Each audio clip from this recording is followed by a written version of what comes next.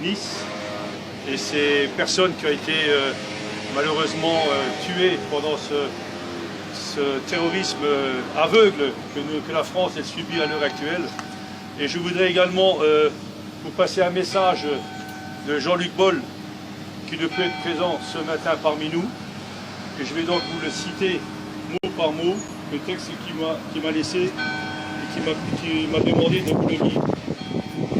Cher ami, au moment où se déroule cette minute de silence, je suis dans le train vers Paris où je dois défendre un dossier pour notre agglomération et je remercie notre premier adjoint, Lucien Vetch, de bien vouloir me représenter et m'excuser auprès de vous. Je suis en communion de pensée avec vous. Nos pensées vont à cet instant aux 84 victimes de cet horrible attentat de Nice, à leurs familles et amis, mais aussi à toutes celles et ceux qui sont encore hospitalisés, dont certains entre la vie et la mort.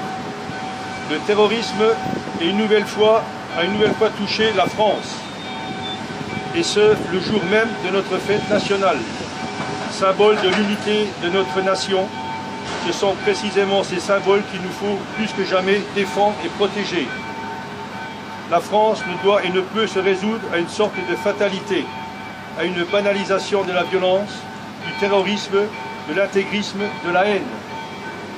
La France, c'est la patrie des droits de l'homme.